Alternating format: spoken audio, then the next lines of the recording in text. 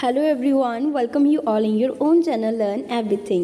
सो ਆਪਾਂ कर रहे सी organic the some basic principle and techniques. ठीक है, तो ਉਹਦੇ जो फस्ट वीडियो ਦੇ ਵਿੱਚ ਮੈਂ ਕਾਫੀ ਸਾਰੇ ਕੁਐਸਚਨ ਜਿਹਦੇ ਵਿੱਚ IUPAC ਨੇਮਿੰਗ ਆਪਾਂ ਕਵਰ ਕੀਤੀ ਸੀ, ਸਿਲੇਬਸ ਤੁਹਾਨੂੰ ਦਿਖਾਇਆ ਸੀ ਤੇ ਸਿਲੇਬਸ ਦੇ ਵਿੱਚ ਦੇਖਿਆ ਨਾ ਇੱਕ ਟੌਪਿਕ ਸੀ ਆਈਸੋਮਰਿਜ਼ਮ ਸੀਗਾ ਨਾ। ਉਹਦੇ ਵਿੱਚ ਮੈਂ ਤੁਹਾਨੂੰ ਸਿਲੇਬਸ ਜਦੋਂ ਪਹਿਲੀ ਵੀਡੀਓ 'ਚ ਦੱਸਿਆ ਤਾਂ ਉਹਦੇ ਅਸੀਂ ਰਿਲੇਟਡ ਅੱਜ MCQs ਜਿਹੜੇ ਆ ਕਰਾਂਗੇ। ਠੀਕ ਹੈ ਜੀ, ਸੋ ਸ਼ੁਰੂ ਕਰਦੇ ਹਾਂ। ਪਹਿਲਾ MCQ ਹੈ, what is the minimum number of carbon atom of an alkene must have to form isomer. देखो आइसोमर बनन लई घट्टो घट्ट किन्ने कार्बन जेड़े आ एटम जेड़े आ एल्कीन दे वो चाहिए। देखो घट्टो घट्ट ना कार्बन की तुहानूं वैलेंसी पता 4, तो 4 तो घट्टो घट्ट जी चाहिए। सो कार्बन मतलब 4 याद रखिए क्योंकि कार्बन जोड़ा वो टैट्रा वैलेंसी शो करता है। नैक्सट है जी 29 क्वेश्चन, 1 ब्यूटेन। देखो मैं दस्सिया ना ब्यूट का मतलब किन्ने कार्बन होंगे 4 दस्या होया ना मैं, 1 2 3 4। 1 इन मतलब पहले तो की लगा होगा डबल बॉन्ड। ठीक है, बाकियां दे तुसीं सिंगल बॉन्ड लैंदे हो, एच लगा लियो। तुहानूं दस्सिया दा कार्बन 2 बॉन्ड आ ते एच किन्नी आ जाऊंगी 2 क्योंकि 4 पूरे करने इस कार्बन ना 2 इधर आ 3 तीनों सिर्फ एक एच रहनी, इनू भी एक नहीं इनू आ जाएगी 1 2 3 4 है ना, 4 पूरे करने, इनू एक आ तो इनू 3 एच लाउणियां पैणियां। ये बन गया जी 1 ब्यूटीन। तो एक है साइक्लोब्यूटेन। साइक्लो हुंदा जदों बंद होवे, जिदा मान लो ये 4 कार्बन मैं बंद कर दिते, साइक्लो हो गया सारे ने H2 H2 H2 H2 cyclobutane sorry ये आ गया साइक्लोब्यूटेन। ठीक है, वो कहता ये केड़ा आइसोमर शो कर दिया। चलो गिणदे च कार्बन किन्ने 1 2 3 4 1 2 3 4 दोनों च 4 कार्बन। हाइड्रोजन गिनो 2 3 4 5 6 7 8, ये गिनो 2 2 4 2 6 2 8। मतलब दोनों च जिन्ने कार्बन आ सेम कार्बन आ, दोनों पासे सेम ही हाइड्रोजन आ। देखो मैं तुहानूं अज गल दसदी आइसोमरिज्म बारे। आइसोमर की हुंदा जिन्हां दा मॉलिक्यूलर फॉर्मूला सेम होवे। मॉलिक्यूलर फॉर्मूला मतलब जिद्दां इहदा C2H8 आ, ਇਹਦਾ ਵੀ ਕੀ ਹੈ C2, ਇੱਥੇ ਵੀ 2 ਕਾਰਬਨ 8 H ਆ। ਜਦੋਂ ਮੋਲੀਕੂਲਰ ਫਾਰਮੂਲਾ ਸੇਮ ਹੋਵੇ ਬਸ ਫਰਕ ਕੀ ਆਵੇ ਉਹਨਾਂ ਦੀ ਅਰੇਂਜਮੈਂਟ 'ਚ, ਉਹਨੂੰ ਕਹਿੰਦੇ ਆਈਸੋਮਰ। ਜੇ ਤਾਂ ਉੱਥੇ ਕਿਸੇ ਦੀ ਪੋਜੀਸ਼ਨ ਚੇਂਜ ਹੋ ਰਹੀ ਹੈ, ਮੰਨ ਲਓ ਕਿਸੇ ਡਬਲ ਬੌਂਡ ਇੱਧਰੋਂ ਉੱਧਰ ਚਲ ਗਿਆ, ਠੀਕ ਹੈ, ਜਾਂ ਹੋਰ ਪਾਸੇ ਚਲ ਗਿਆ, ਉਹਨੂੰ ਕਹਿੰਦੇ ਪੋਜੀਸ਼ਨ ਆਈਸੋਮਰ। ਜੇ ਰਿੰਗ 'ਚ ਸਿਰਫ ਇੱਕ 'ਚ ਰਿੰਗ ਓਪਨ ਆ, ਇੱਕ 'ਚ ਰਿੰਗ ਬਣ ਗਈ ਤਾਂ ਉਹ ਆ ਜਾਂਦਾ ਰਿੰਗ ਚੇਨ ਆਈਸੋਮਰ, ਜਿੱਦਾਂ ਹੁਣ ਇਸੇ ਕੇਸ 'ਚ ਆ। ਫੰਕਸ਼ਨਲ ਆਈਸੋਮਰ ਹੁੰਦਾ, ਮੈਂ ਤੁਹਾਨੂੰ ਸਾਰੀ ਸਮਝਾਉਂਦੀ। पोजीशन में दसता कि पोजीशन चेंज होगी, डबल बॉन्ड इधर चल गया, ट्रिपल बॉन्ड इधर, बट फॉर्मूला सेम रहा। रिंग चेंज ये सिर्फ एक ओपन रिंग सी, एक क्लोज रिंग आ गई। ठीक है, फॉर्मूला सेम रहा। रिंग चेंज का ये ना दोनों पासे C2H8 सी, बस एक खुली चेन सी, एक च रिंग आ गई सी। फंक्शनल आइसोमर सीगा जिहड़ा मैं तुहानूं फंक्शनल ग्रुप दस्से सी ना, OHO CHO OL OL है ना, दस्से सी ना तुहानूं C डबल बॉन्ड O। जो किसी सिर्फ फंक्शनल ग्रुप का चेंज आया, फॉर्मूला सेम रहा, ਉਹਨੂੰ ਕਹਿੰਦੇ ਫੰਕਸ਼ਨਲ ਆਈਸੋਮਰਿਜ਼ਮ। ਤੇ ਮੈਟਾਮਰਿਜ਼ਮ ਜਿਹੜਾ ਹੈ ਨਾ, ਇਹਨੂੰ ਆਪਾਂ ਡਿਟੇਲ 'ਚ ਡਿਸਕਸ ਕਰਾਂਗੇ। ਜਦੋਂ ਮੈਂ ਤੁਹਾਨੂੰ ਕਿਹਾ ਸੀ ਕੁਝ ਫੰਕਸ਼ਨਲ ਗਰੁੱਪ ਦੇ, ਮੈਂ ਤੁਹਾਨੂੰ ਜਿੱਦਾਂ ਇਹ ਕੁਝ ਕੁ ਚੀਜ਼ਾਂ ਜਿਹੜੀਆਂ ਤੁਹਾਨੂੰ ਵਿਦ ਐਗਜ਼ਾਮਪਲ ਜਿਹੜੀਆਂ ਉਹ ਜ਼ਿਆਦਾ ਕਲੀਅਰ ਕੀਤੀਆਂ ਜਾ ਸਕਦੀਆਂ। ਠੀਕ ਹੈ, ਸੋ ਨੈਕਸਟ ਆਪਾਂ ਜਿਹੜਾ ਇਹਦਾ ਆਨਸਰ ਪਤਾ ਲੱਗਿਆ ਰਿੰਗ ਚੇਨ ਆਈਸੋਮਰਿਜ਼ਮ। ਇੱਕ ਤਰ੍ਹਾਂ ਦੇ ਅਸੀਂ ਕੁਐਸਚਨਸ ਵਾਂਗੂ ਇਹਨਾਂ ਨੂੰ ਡਿਸਕਸ ਕਰ ਰਹੇ ਹਾਂ MCQs ਨੂੰ, ਤਾਂ ਕਿ ਤੁਹਾਡਾ ਚੈਪਟਰ ਵਧੀਆ ਤਰ੍ਹਾਂ ਜਿਹੜਾ ਕੰਪਲੀਟ ਹੋ ਜਾਵੇ। ਠੀਕ ਹੈ, ਨੈਕਸਟ ਹੈ ਜੀ ਹੁਣ ਇਹ ਦੇਖੋ ਨਾਲ ਹੀ ਐਕਸਪਲੇਨ ਹੋ ਜਾਣੇ फॉर्मूला। देखो C2H5 C2H5, एक N लगी इधर भी, एक N 2 O लगे इधर भी 2 O लगे, तो यानी कि मॉलिक्यूलर फॉर्मूला तो इन्हों का सेम है जी। इसका मतलब ये आइसोमर शो करता ही करता, पर किहड़ा शो करता फंक्शनल, पोजीशनल, टॉटमरिज्म या मैटामरिज्म। टॉटमरिज्म तो मैटामरिज्म तो अलग रखो, ठीक है ना, क्योंकि मैं तुहानूं डिटेल दे समझावांगी जो कि क्वेश्चन आएगा। हुण इत्थे की आ, देखो फंक्शनल ग्रुप चेंज होया, इत्थे की आ NO2, इत्थे ONO। NO2 एक होर फंक्शनल ग्रुप आ, ONO एक होर फंक्शनल ग्रुप आ, तो बन गया फंक्शनल आइसोमरिज्म। क्लीयर हो गया जी। सो इदा तुहानूं पेपर च आएगा कि किहड़ा आइसोमरिज्म शो करता। What type of isomerism shown by the following compound, ये किहड़े आइसोमरिज्म जिहड़े आ शो कर रहे हैं। पहला देखो 1 2 3 4 5 कार्बन तो 3 3 6 7 8 9 10 11 12 अपनी हाइड्रोजन है। सेम तुसीं कॉमा पा के, सॉरी इतना मैं इतने वेट, ये देखो 1 2 3 4 5 कार्बन आ, 3 3 6 7 8 9 10 11 12, ठीक है, तो 12 हाइड्रोजन आ। सेम ये होएगा अगले वाले भी 1 2 3 4 5 कार्बन 3 3 6 3 9 10 11 12 हाइड्रोजन। संख्या सारे कार्बन तो हाइड्रोजन तिना च सेम आ। फर्क क्या आया, ये चेन किन्ने जाने दी है 1 2 3 4 5 जाने दी, ये चेन किन्ने जाने दी है 4 जाने दी, एक बाहर लगा ना, ये चेन किन्ने जाने 3 जाने दी। सिर्फ चेन च फर्क आ रहा, ਫਾਰਮੂਲਾ ਸੇਮ ਤਾਂ ਕਿਹੜਾ ਆਈਸੋਮਰਿਜ਼ਮ ਹੋ ਜਾਏਗਾ, ਚੇਨ ਆਈਸੋਮਰਿਜ਼ਮ। ਨਾਮ ਤਾਂ ਹੀ ਹੁੰਦਾ, ਕੁਛ ਔਖਾ ਨਹੀਂ ਹੁੰਦਾ, ਠੀਕ ਹੈ। ਇਹ ਚੇਨ ਆਈਸੋਮਰਿਜ਼ਮ ਆ ਗਿਆ। ਨੈਕਸਟ ਹੈ ਜੀ, which of the following is an isomer of ethanol. ਇਥ ਮਤਲਬ ਕਿੰਨੇ ਕਾਰਬਨ ਦੱਸੇ ਸੀ ਮੈਂ, 2। ਓਲ ਮਤਲਬ OH, ਇਹੀ ਹੁੰਦਾ ਨਾ, ਇਥੇਨੋਲ ਤਾਂ ਦੱਸਿਆ ਹੈ, ਠੀਕ ਹੈ। ਸੋ ਉਹਨੇ ਬੋਲਿਆ ਇਹਨੂੰ H ਲਗਾ ਦਿਓ, 3 ਲੱਗ ਜਾਣੀਆਂ, ਇਹਨੂੰ ਇੱਕ ਬੌਂਡ ਇਹ ਹੋ ਗਿਆ, 2 ਇਹ ਹੋ ਗਏ, ਅਤੇ CH2 ਆ ਜਾਣਾ OH, ਠੀਕ ਹੈ। ਇਹ ਬਣ ਗਿਆ ਇਥੇਨੋਲ। ਇਹਦਾ ਆਈਸੋਮਰ ਬਣਾਉਣਾ, ਇਹਦਾ ਆਈਸੋਮਰ ਦੇਖੋ, ਜੇ ਮੈਂ CH3O CH3 ਲਿਖ ਦਿੰਦੀ ਹਾਂ, ਦੇਖੋ ਤਾਂ ਕਾਰਬਨ ਕਿੰਨੇ ਸੀ, 2 ਕਾਰਬਨ, ਹਾਈਡਰੋਜਨ ਕਿੰਨੇ 6, 3 4 5 ਤੇ 6, ਇੱਕ ਸੀਗੀ O। ਹੁਣ ਇੱਥੇ O ਕਿੱਥੇ ਆ ਗਿਆ, ਸੈਂਟਰ 'ਚ। ਜਦੋਂ ਵੀ O ਸੈਂਟਰ 'ਚ ਆ ਜਾਂਦਾ ਆ, ਠੀਕ ਹੈ, ਅਤੇ ਉਹਦੇ ਨਾਲ ਜਿਹੜਾ ਆ ਇਹਦਾ ਨਾਮ ਜਿਹੜਾ ਆ ਉਹ ਚੇਂਜ ਹੋ ਜਾਂਦਾ, ਉਹ ਹੁੰਦਾ ਈਥਰ। ਜਦੋਂ ਵੀ 2 ਕਾਰਬਨ ਦੇ ਵਿਚਕਾਰ ਕੋਈ O ਆਉਂਦਾ ਉਹਨੂੰ ਕਹਿੰਦੇ ਈਥਰ। ਤਾਂ ਹੁਣ ਇੱਧਰ ਵੀ CH3 ਲੱਗਾ ਸੀਗਾ, ਇੱਧਰ ਵੀ, ਯਾਨੀ 2 ਵਾਰੀ 2 ਮਿਥਾਈਲ ਲੱਗੇ ਆ, ਡਾਈ ਮਿਥਾਈਲ ਈਥਰ। ਸੋ ਓਲ ਵਾਲੇ ਦਾ ਫੰਕਸ਼ਨਲ ਗਰੁੱਪ ਕੀ ਆ ਗਿਆ, ਡਾਈ ਮਿਥਾਈਲ ਈਥਰ। ਇਹ ਇੰਪੋਰਟੈਂਟ ਆ, ਬਹੁਤ ਜ਼ਿਆਦਾ ਯਾਦ ਹੀ ਰੱਖ ਲਓ। ਇਥੇਨੋਲ ਦਾ ਜਿਹੜਾ ਆਈਸੋਮਰ ਬਣਦਾ ਉਹ ਬਣਦਾ ਡਾਈ ਇਥਾਈਲ ਈਥਰ। ਦੱਸਿਆ ਵੀ ਹੈ ਮੈਂ ਕਿੱਦਾਂ, ਠੀਕ ਹੈ, di methyl, sorry ethyl. Given below are structure of few compounds. ਇਹ ਜਿਹੜੀਆਂ ਸਟਰਕਚਰ ਦੱਸੀਆਂ ਤੁਹਾਨੂੰ ਕੁਛ ਕੰਪਾਊਂਡਸ ਦੀਆਂ। Select metamer from the structures. ਹੁਣ ਇੱਥੇ ਆਪਾਂ ਮੈਟਾਮਰ ਦੀ ਗੱਲ ਕਰਦੇ ਹਾਂ, ਕਿਹੜੇ ਮੈਟਾਮਰ ਆ। ਦੇਖੋ ਮੈਂ ਮੈਟਾਮਰ 'ਚ ਨਾ ਤੁਹਾਨੂੰ ਇੱਕ ਗੱਲ ਦੱਸਦੀ ਹਾਂ, ਜੇ 'ਚ OH ਗਰੁੱਪ ਨਾ O 'ਚ ਚੇਂਜ ਹੋ ਜਾਵੇ, C ਡਬਲ ਬੌਂਡ ਉਹ ਕਹਿ ਸਕਦੇ ਉਹਨੂੰ ਕਹਿੰਦੇ ਆਪਾਂ ਮੈਟਾਮਰ, ਠੀਕ ਹੈ। ਪਹਿਲੀ ਗੱਲ, ਸੋ ਆਪਾਂ ਇੱਥੇ ਫਾਈਂਡ ਕਰਨੇ ਆ ਕਿਹੜੇ ਆ ਮੈਟਾਮਰ।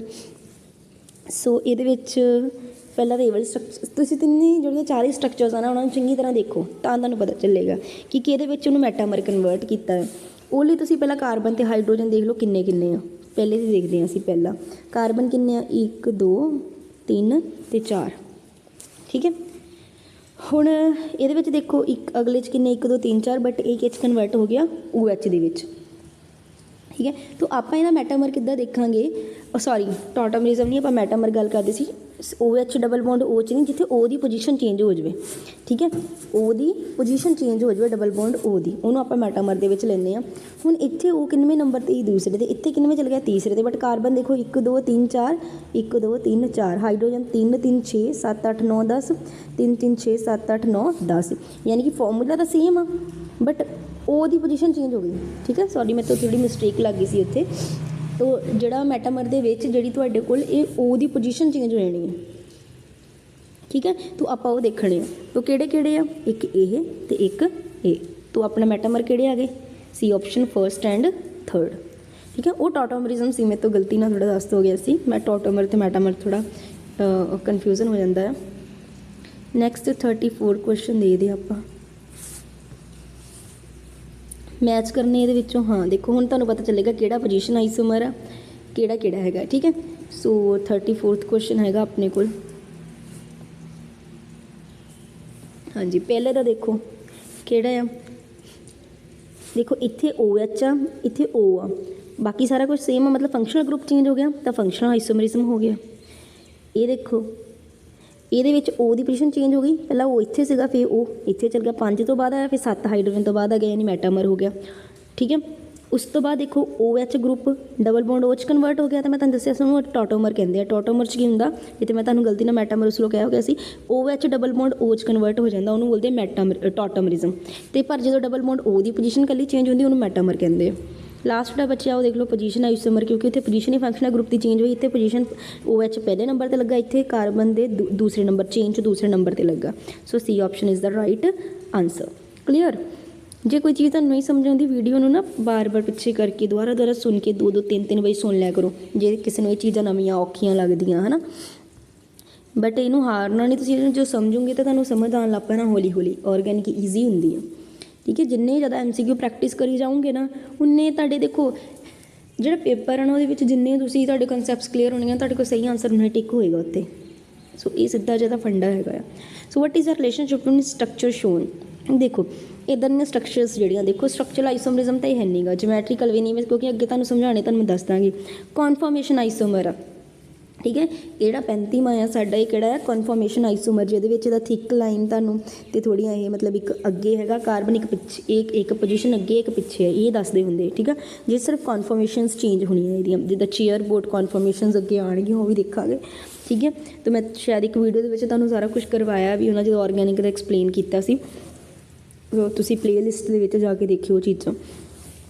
ਸੋ ਇੱਦਾਂ ਦੇ ਆਈਸੋਮਰਸ ਨੂੰ ਬੋਲਦੇ ਦੇਖੋ ਕਾਰਬਨ ਸੇਮ ਆ 2 ਕਾਰਬਨ 2 ਹਾਈਡਰੋਜਨ 3 ਤੇ 2 5 3 ਤੇ 2 5 ਇੱਕ ਕਲੋਰੀਨ ਬਸ ਫਰਕ ਕੀ ਆ ਥਿਕ ਨਾ ਰਿਪਰੈਜ਼ੈਂਟੇਸ਼ਨ ਤੇ ਇਹ ਡਾਟਡ ਨਾ ਥਿਕ ਇੱਕ ਹੁੰਦੇ ਮਤਲਬ ਫਰੰਟ ਤੇ ਇੱਕ ਬੈਕ ਤੇ ਆ ਠੀਕ ਹੈ। ਬਸ ਇਹੀ ਚੇਂਜ ਹੋਏ ਆ ਇਹ 2 ਹਾਈਡਰੋਜਨ ਜਿਹੜੇ ਅੱਗੇ ਉੱਪਰ ਚਲ ਗਏ ਆ ਇੱਦਾਂ ਦੇ ਆਈਸੋਮਰਸ ਨੂੰ ਮਿਲਦੇ ਮਤਲਬ ਜਿਹੜੇ ਇਹਦਾ ਰੋਟੇਸ਼ਨ 'ਚ ਚੇਂਜ ਹੋ ਰਹੇ ਉਹਨੂੰ ਕਨਫਰਮੇਸ਼ਨ ਆਈਸੋਮਰ ਕਹਿੰਦੇ ਆ ਠੀਕ। ਨੈਕਸਟ ਉਹਦਾ when n butane is treated with chlorine ਕਿ ਜਦੋਂ ਐਨ ਬਿਊਟੇਨ ਨੂੰ ਆਪਾਂ ਟ੍ਰੀਟ ਕੀਤਾ ਵਿਦ ਕਲੋਰੀਨ ਨਾਲ how many mono chloro products are formed ਸਿੱਧਾ ਜਿੱਦਾਂ ਤੁਹਾਨੂੰ ਕਨਸੈਪਟ ਦੱਸਦੀ ਹਾਂ ਕਿ ਕਿੱਦਾਂ ਪਤਾ ਲੱਗਦਾ ਸਾਨੂੰ ਕਿੰਨੇ ਚੇਂਜ ਹੋਣਗੇ ਕਿੰਨੇ ਨਹੀਂ।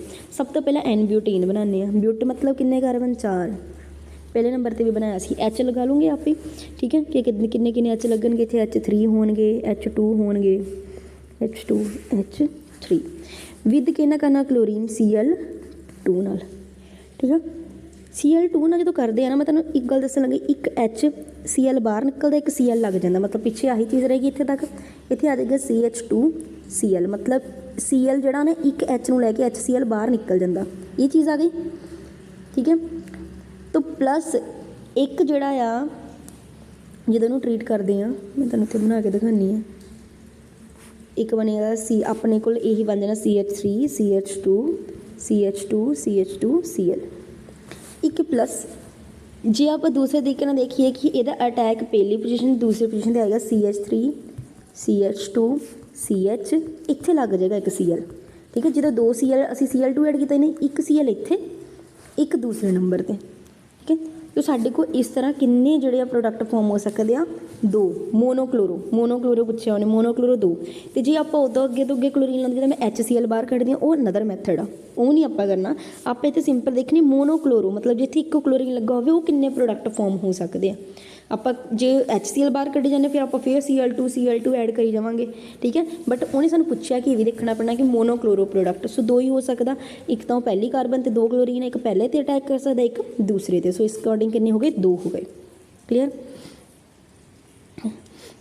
नैक्सट रिएक्शन मैकेनिज्म है तुहाडे तुसीं सिलेबस देखिया होना हैट्रोलिटिक होमोलिटिक फिजन्स भी सीगियां ना इंडक्टिव इफैक्ट ठीक है रिएजेंट्स इलैक्ट्रोमैरिक इफैक्ट सो वो भी नैक्सट तुहाडे हुण क्वेश्चन आ जाने heterolysis of carbon chloride bond produce हाँ जी कार्बन ते क्लोरीन ठीक है की बनेगा इन्हां 37 का देखो की बनेगा देखो ये क्लोरीन ने बहुत इलैक्ट्रोनैगेटिव है इन्हें अपने वाल लै जाने इलैक्ट्रॉन्स तो ये बन जाएगा Cl नैगेटिव तो ये बन जाएगा C पॉजिटिव यानी एक कटायन बन गया तो एक की बन गया एनायन सो कार्बन के क्लोरीन के जो बॉन्ड आ उन्होंने असीं हैट्रोलिसिस करांगे तोड़ांगे ठीक है।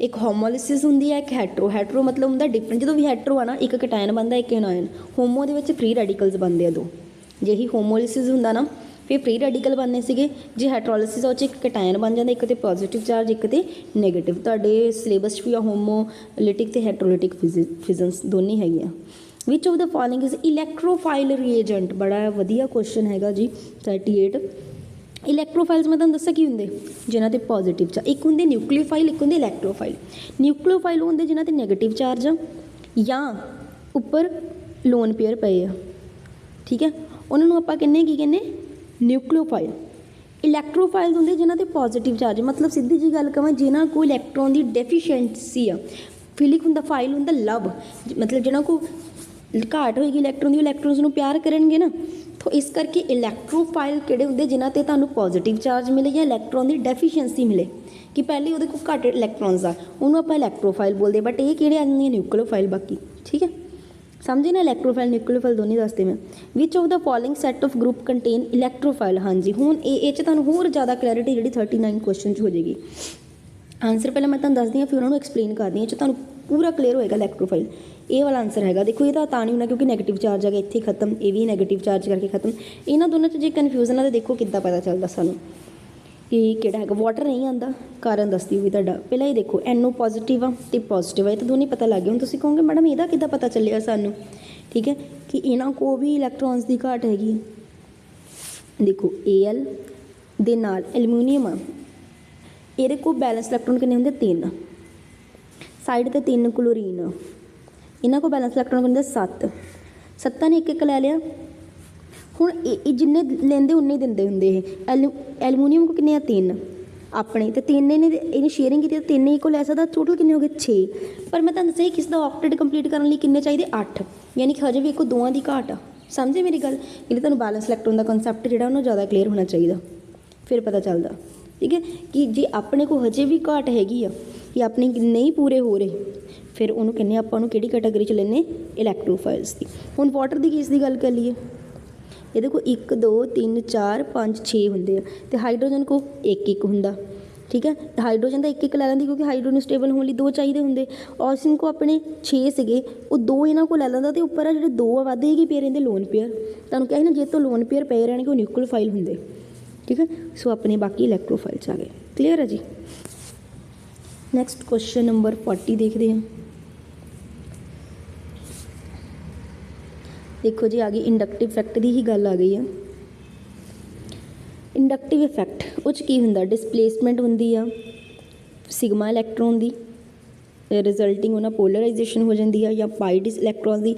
ये ना डैफिनेशन चो ही आ कि जे इंडक्टिव इफैक्ट की कोई डैफिनेशन आ, वो डिसप्लेसमेंट ही दस्सन सिग्मा, जो सिंगल बॉन्ड दे, डबल बॉन्ड च नहीं आंदा है, सिंगल बॉन्ड सिग्मा इलैक्ट्रॉन की डिसप्लेसमेंट होंदी है। तो उन्हें की हुंदा, मतलब जिद्दां मान लो ये कार्बन कार्बन की चेन है ना, इत्थे क्लोरीन नैगेटिव लग गया, इन्हें अपने वाल खिच्ची जाने डिसप्लेसमेंट हो जानी, ठीक है, इलैक्ट्रोनैगेटिव हो जाना है, पिछे पार्शली पॉजिटिव जा जाना, इत्थे पार्शली नैगेटिव आ गया, पार्शली पोलर हो गए ना फिर, ठीक है। तो इस करके इन्हों कहते डिसप्लेसमेंट ऑफ सिग्मा, तो रिजल्ट इन पोलराइजेशन ये होंदा इंडक्टिव इफैक्ट।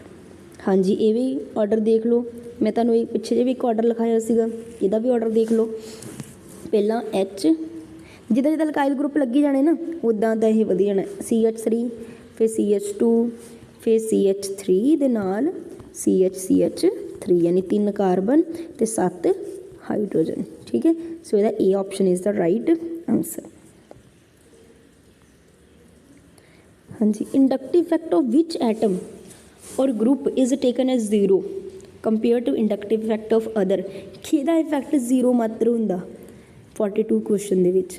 मैं तुहानूं हुणे तो ऑर्डर लिखाया, हाइड्रोजन का सब तो पिछे है, ये नहीं खिंचती अपने वालों इन्ना, बाकी क्लोरीन ऑक्सीजन कार्बन खिंच लेंगे, सब तो पिछे है, वीक है सब तो, सो एक किस्म का 0 ही होंदा इफैक्ट, ठीक है, याद रख लेना, ये इंपॉर्टेंट क्वेश्चन है बहुत। तो हाँ जी, एक होंदा माइनस आई, एक होंदा प्लस आई, एक होंदा इलैक्ट्रॉन रिलीजिंग, एक होंदा इलैक्ट्रॉन डोनेटिंग, ठीक है। सो तुहानूं पता होनी चाहिए, मैं प्लस आई माइनस आई ना, तुहानूं मैं वही तुहानूं कह रही हूँ, उस मैं सारे करवाए हुए हैं। तुहानूं इंडक्टिव इफैक्ट इलैक्ट्रोमैरिक ऑर्गैनिक की कोई देखियो, तो वीडियोज़ होंगी जी प्लेलिस्ट आ ना ऑर्गैनिक च मैं चीज़ां समझाइयां हुई हैं, ठीक है। इलैक्ट्रॉन रिलीज़ करदा, तो ठीक है, एक इलैक्ट्रॉन विड्रॉइंग कि अपने वाल खिंचना। हुण इलैक्ट्रॉन रिलीज़ कौन करदा भी दस दिंदी आ, जिहड़े हुंदे अल्काइल ग्रुप जिद्दां CH3 ये करदे इलैक्ट्रॉन रिलीज़, यानी प्लस आई इफैक्ट शो करदे। जिद्दां दे क्लोरीन वर्गे आ, ये अपने वाल नूं खिच्चदे आ, इनू कहते इलैक्ट्रॉन विड्रॉइंग इफैक्ट, इनू माइनस आई कहते, माइनस आई इंडक्टिव इफैक्ट, ठीक है, जो अपने वालों खिंचणगे। तो इत्थे दस्सिया होया क्लोरीन दस्सिया होया तुहाडे सामने, तो पर इहदा भी ना ऑर्डर हुंदा कि मैक्सीमम कौन शो करूगा NO2, एक पूरा ऑर्डर है इहदा अपने इंडक्टिव इफैक्ट का, उहदे विच मैं तुहानूं पूरा ऑर्डर दस्सिया होया है, जिद्दां इधर नूं इह ना इफैक्ट वधदा है, जिद्दां इद्दां अगे नूं जांदे सो NO2 का होर ज़्यादा हो जाएगा। तो मैक्सीमम किहदा हो गया 43 दे विच D का NO2 का, उस तो घट क्लोरीन का हो जाना। Which one of the following acid would you expect to be strongest, इन्हां विच किहड़ा एसिड है जिहड़ा तुसीं एक्सपैक्ट करदे आ कि बहुत ज़्यादा स्ट्रोंगेस्ट होएगा। सो 44 दे विच मैं तुहानूं दस दिंदी, सब तो ज़्यादा ना फ्लोरीन हुंदा इलैक्ट्रोनैगेटिव, सब तो ज़्यादा याद ही रख लिओ इलैक्ट्रोनैगेटिव फ्लोरीन हुंदा, इस करके इहदा मैक्सीमम जिहड़ा आ स्ट्रोंगेस्ट इफैक्ट होएगा, ठीक है। तो F दी केस दा तुसीं फ्लोरीन ही लगाना है, clear. Few pairs of molecules are given below, which bond of the molecule of the pair is more polar, कुछ पेयर्स दिते आ, तुसीं पोलैरिटी देखनी कि इहदे विच एक पॉजिटिव ज़्यादा एक नैगेटिव ज़्यादा, उस च पोलैरिटी तुहाडी ज़्यादा हुंदी है। ਸੋ ਤੁਹਾਨੂੰ ਪਤਾ ਜਿਹੜਾ ਬ੍ਰੋਮੀਨ ਆ ਉਹ ਹਾਈਡਰੋਜਨ ਨਾਲ ਤੋਂ ਬਹੁਤ ਜ਼ਿਆਦਾ ਇਲੈਕਟ੍ਰੋਨੈਗੇਟਿਵ ਆ। ਇੱਧਰ ਪੀਰੀਓਡਿਕ ਟੇਬਲ 'ਚ ਹਾਈਡਰੋਜਨ, ਇੱਧਰ ਜਾ ਕੇ ਬ੍ਰੋਮੀਨ, ਤੋਂ ਕਿੰਨਾ ਫਰਕ ਹੈ, ਠੀਕ ਹੈ ਨਾ। ਸੋ ਪਹਿਲਾ ਹੀ ਸਾਡਾ ਜਿਹੜਾ ਆਨਸਰ ਆ ਉਹ ਦੱਸਦਾ ਪਿਆ ਕਿ ਇੱਕ ਬ੍ਰੋਮੀਨ ਆ ਅਤੇ ਇੱਕ ਕੀ ਆ, ਫਲੋਰੀਨ ਆ। ਅਤੇ ਇੱਕ ਤਾਂ ਇਹਦੇ ਵਿੱਚ ਇਹ ਹੋ ਗਿਆ, ਇੱਥੇ ਤੁਹਾਨੂੰ ਥੱਲੇ ਆਪਸ਼ਨ ਵੀ ਦੱਸੇ ਹੋਏ ਆ। ਤਾਂ ਇੱਕ ਤਾਂ ਬ੍ਰੋਮੀਨ ਮਿਲ ਗਿਆ ਤੁਹਾਨੂੰ ਕਾਰਬਨ ਦੇ ਨਾਲ, ਠੀਕ ਹੈ, ਪਹਿਲਾਂ ਇਹ ਹੋ ਗਿਆ। ਹੋਰ ਕਿਹੜਾ ਕਿਹੜਾ ਹੋਏਗਾ ਹਰ ਪੇਅਰ ਦੇ ਵਿੱਚ, ਇਹਦੇ ਵਿੱਚ ਕੌਣ ਹੋਏਗਾ, ਇੱਥੇ ਹਾਈਡਰੋਜਨ, ਹਾਈਡਰੋਜਨ 'ਚ ਤਾਂ ਕੋਈ ਫਰਕ ਨਹੀਂ ਇੰਨਾ। OH ਜ਼ਿਆਦਾ ਹੋਏਗਾ ਕਿ NH2, ਦੇਖੋ O 'ਚ ਫਰਕ ਜ਼ਿਆਦਾ ਹੁੰਦਾ ਨਾ, ਉਹ ਕਾਫੀ ਅੱਗੇ ਬੈਠਾ ਹੁੰਦਾ ਜ਼ਿਆਦਾ। ਆਕਸੀਜਨ ਨਾਈਟ੍ਰੋਜਨ ਨਾਲੋਂ ਕਿਤੇ ਇਲੈਕਟ੍ਰੋਨੈਗੇਟਿਵ ਆ। ਸੋ ਇਹ ਹੋ ਗਿਆ ਹੈ ਨਾ ਇੱਕ, ਤੋ ਮਤਲਬ ਜਿਹੜਾ O ਆ ਉਹ ਜ਼ਿਆਦਾ ਇਲੈਕਟ੍ਰੋਨੈਗੇਟਿਵ ਆ ਕਿਹਦੇ ਨਾਲੋਂ, N ਦੇ ਨਾਲੋਂ। ਸੋ ਇੱਕ ਕਾਰਬਨ ਆਕਸੀਜਨ ਹੋ ਗਿਆ ਦੂਸਰੇ 'ਚ, ਪਹਿਲੇ 'ਚ ਕਾਰਬਨ ਬ੍ਰੋਮੀਨ ਸੀ। ਤੀਸਰੇ 'ਚ ਦੇਖੀਏ ਅਗੇਨ ਆਕਸੀਜਨ ਤੁਹਾਨੂੰ ਪਤਾ ਜ਼ਿਆਦਾ, ਫਿਰ CO ਹੋ ਜਾਣਾ। ਫਿਰ ਤੁਹਾਨੂੰ ਦੱਸਿਆ ਜ਼ਿਆਦਾ ਕੌਣ ਇਲੈਕਟ੍ਰੋਨੈਗੇਟਿਵ ਆ, ਬ੍ਰੋਮੀਨ। ਬਟ ਕਲੋਰੀਨ ਅਤੇ ਬ੍ਰੋਮੀਨ 'ਚ ਦੇਖੋ ਫਲੋਰੀਨ ਸਭ ਤੋਂ ਜ਼ਿਆਦਾ ਇਲੈਕਟ੍ਰੋਨੈਗੇਟਿਵ, ਕਲੋਰੀਨ ਉਹ ਤੋਂ ਘੱਟ, ਬ੍ਰੋਮੀਨ ਉਹ ਤੋਂ ਘੱਟ, ਤਾਂ ਬ੍ਰੋਮੀਨ ਤੋਂ ਤਾਂ ਜ਼ਿਆਦਾ ਹੀ ਹੋ ਗਿਆ ਨਾ ਕਲੋਰੀਨ। ਸੋ Cl ਇਹ ਆ ਗਿਆ। ਸੋ B ਆਪਸ਼ਨ ਆ। ਪੇਅਰ 'ਚ ਦੇਖਣਾ ਕੌਣ ਜ਼ਿਆਦਾ ਇਲੈਕਟ੍ਰੋਨੈਗੇਟਿਵ ਦੇ ਪਤਾ ਹੋਣਾ ਚਾਹੀਦਾ ਕਿਹੜਾ ਜ਼ਿਆਦਾ। ਤੁਹਾਨੂੰ ਮੈਂ ਪੀਰੀਓਡਿਕ ਟੇਬਲ ਵਾਲਾ ਤਾਂ ਹੀ ਚੈਪਟਰ ਪਹਿਲਾਂ ਕਰਾਇਆ ਸੀਗਾ, ਜਿਹਦੇ MCQ ਪਿੱਛੇ ਸਾਰੀ ਉਹਦੀ ਸੀਰੀ ਕਰਾਈ। ਸੋ MCQ ਕਰਿਆ ਜਿਹਦੇ ਵਿੱਚ ਮੈਂ ਤੁਹਾਨੂੰ ਇਲੈਕਟ੍ਰੋਨੈਗੇਟਿਵ ਦੱਸਿਆ ਡਾਊਨ ਦਾ ਗਰੁੱਪ ਘਟਦੀ ਆ ਅਤੇ ਅਲੋਂਗ ਦਾ ਪੀਰੀਅਡ ਵੱਧਦੀ ਆ। ਤਾਂ ਉੱਥੇ ਇਲੈਕਟ੍ਰੋਨੈਗੇਟਿਵਿਟੀ ਦਾ ਕਨਸੈਪਟ ਆਪਣਾ ਜਿਹੜਾ ਕਲੀਅਰ ਕਰਕੇ ਫਿਰ ਤੁਹਾਨੂੰ ਕੁਐਸਚਨ ਆਰਾਮ ਨਾਲ ਹੋ ਜਾਣਾ ਸੀ, ਵਿੱਚ ਪੀਰੀਓਡਿਕ ਟੇਬਲ ਬਾਰੇ ਜੇ ਤੁਹਾਨੂੰ ਕਲੀਅਰ ਆ ਤਾਂ। Which of the following is the correct order of acidity of carboxylic acid.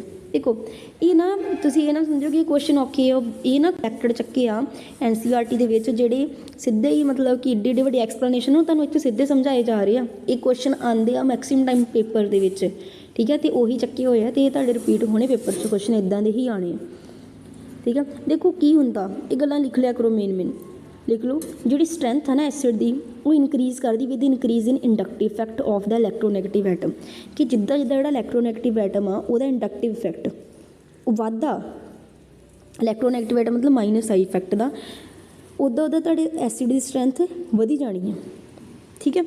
ਸੋ ਉਸੇ ਅਕੋਰਡਿੰਗ ਉਹਨੇ ਪੁੱਛਿਆ ਪਹਿਲਾ, ਦੂਜਾ, ਤੀਜਾ, ਤਿੰਨਾਂ ਵਿੱਚੋਂ ਕਰੈਕਟ ਆਰਡਰ ਜਿਹੜਾ ਆ ਉਹ ਕਿਹੜਾ ਆ। ਦੇਖੋ ਹੁਣ ਇੱਥੇ Cl2 Cl ਪਹਿਲਾਂ Cl3 3 ਲੱਗੇ, ਫਿਰ 2, ਫਿਰ 1। ਇਲੈਕਟ੍ਰੋਨੈਗੇਟਿਵ ਐਟਮ ਜ਼ਿਆਦਾ, ਤਾਂ ਐਸਿਡਿਕ ਸਟਰੈਂਥ ਵੀ ਜ਼ਿਆਦਾ, ਘਟ ਗਿਆ, ਘਟ ਗਈ।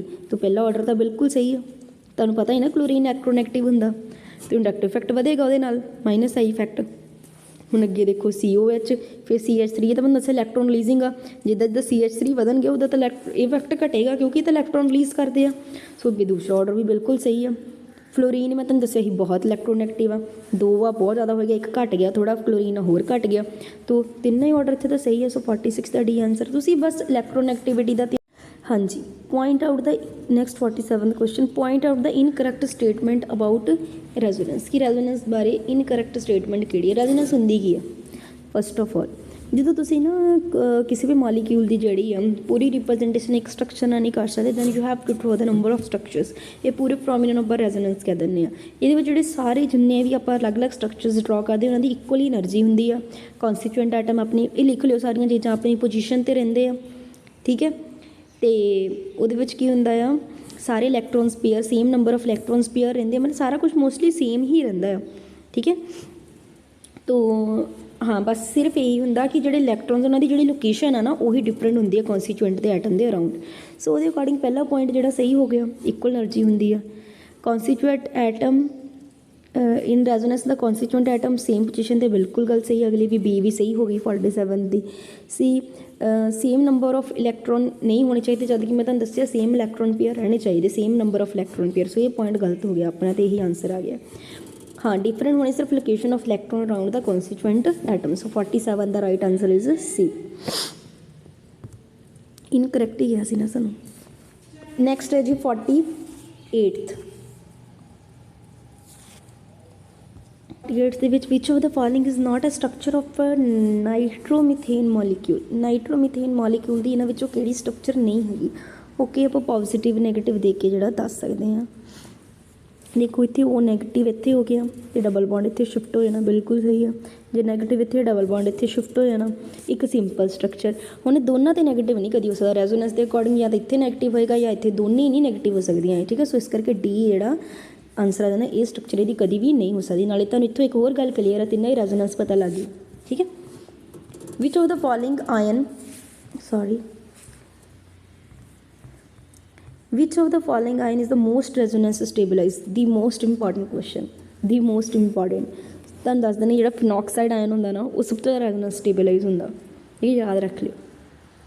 ਹਾਈਪਰ ਕੌਨਜੂਗੇਸ਼ਨ ਬਹੁਤ ਇੰਪੋਰਟੈਂਟ ਆ। ਹਾਈਪਰ ਕੌਨਜੂਗੇਸ਼ਨ ਜਿਹੜੀ ਆ ਉਹਦੇ ਵਿੱਚ ਹੁੰਦਾ ਕੀ ਆ, ਕੁਛ ਨਹੀਂ ਹੁੰਦਾ, ਸਿਗਮਾ ਇਲੈਕਟ੍ਰੋਨ CH ਬੌਂਡ ਦੇ, ਲਿਖ ਲਿਓ ਸਿਗਮਾ ਇਲੈਕਟ੍ਰੋਨ CH ਬੌਂਡ ਦੇ, ਠੀਕ ਆ, ਅਤੇ ਪਾਈ ਇਲੈਕਟ੍ਰੋਨ ਕਿਸੇ ਮਲਟੀਪਲ ਬੌਂਡ ਦੇ, ਠੀਕ ਹੈ।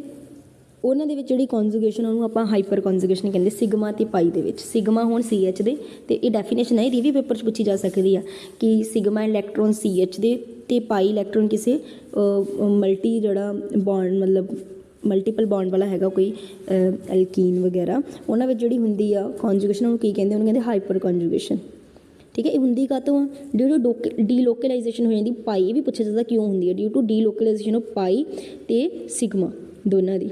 ਇਹਨੂੰ ਅਸੀਂ ਨੋ ਬੌਂਡ ਰੈਜ਼ੋਨੈਂਸ ਵੀ ਕਹਿੰਦੇ। ਕਾਫੀ ਗੱਲਾਂ ਮੈਂ ਤੁਹਾਨੂੰ ਦੱਸ ਰਹੀ ਹਾਂ ਇਹਦੇ ਬਾਰੇ, ਇਹੀ ਆਨਸਰ ਹੈ ਨਾ, ਇਹਨੂੰ ਨੋ ਬੌਂਡ ਰੈਜ਼ੋਨੈਂਸ ਵੀ ਕਹਿੰਦੇ ਆ।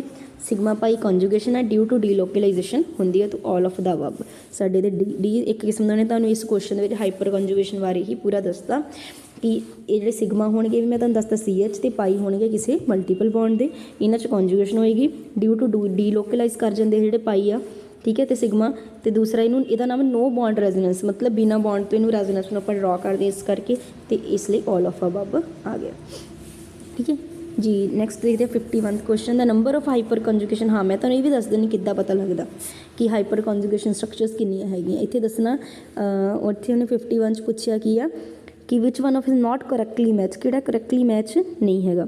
ਕੁਛ ਨਹੀਂ ਆ, ਤੁਸੀਂ ਹਾਈਡਰੋਜਨ ਗਿਣਨੇ 3 3 6 3 9 ਪਹਿਲਾਂ ਸਹੀ ਆ, ਜਿੰਨੇ ਹਾਈਡਰੋਜਨ ਆ ਉਨੀਆਂ ਕੀ ਬਣ ਸਕਦੀਆਂ, 3 3 6 ਅਤੇ 1 7, ਇਹ ਗਲਤ ਹੋ ਗਿਆ ਫਿਰ, ਠੀਕ ਹੈ। ਤੁਸੀਂ ਇਹਦੇ ਨਾਲ ਦੇਖਣੀਆਂ ਆ ਕਿੰਨੀਆਂ ਹੈਗੀਆਂ ਜੁੜੀਆਂ, ਜਿਹੜਾ ਪੋਜ਼ੀਟਿਵ ਵਾਲਾ ਆ ਉਨੀਆਂ ਹੋ ਸਕਦੀਆਂ, ਜਦੋਂ ਨਾ ਪੋਜ਼ੀਟਿਵ ਵਾਲਾ ਇਹਨਾਂ ਕਿੰਨੀਆਂ ਹੋ ਗਈਆਂ, 3 ਹੀ ਜੁੜਿਆ ਸਾਈਡ ਦੇ ਅਤੇ ਉਨੀਆਂ ਹੋ ਜਾਊਗੀਆਂ। ਇਹਦੇ ਨਾਲ ਪੋਜ਼ੀਟਿਵ ਵਾਲੇ ਕਾਰਬਨ ਨਾਲ ਕੋਈ ਵੀ ਨਹੀਂ ਜੁੜੀ, ਅਤੇ ਨੋ ਕੌਨਜੂਗੇਸ਼ਨ ਸਟਰਕਚਰ ਬਹੁਤ ਈਜ਼ੀ ਹੁੰਦੀਆਂ ਦੇਖਣੀਆਂ। ਜੋ ਕਾਰਬਨ 'ਤੇ ਕਟਾਇਨ ਹੈਗਾ ਉਹਦੇ ਨਾਲ ਵਾਲੀਆਂ ਕਾਰਬਨ ਦੇ ਹਾਈਡਰੋਜਨ ਗਿਣ ਲਓ, 3 3 6 3 9 ਸਹੀ ਗੱਲ ਆ, 3 ਅਤੇ 3 6 ਤਾਂ ਸੀਗੇ ਹੀ 6, ਇੱਥੇ 8 ਲਿਖਦਾ।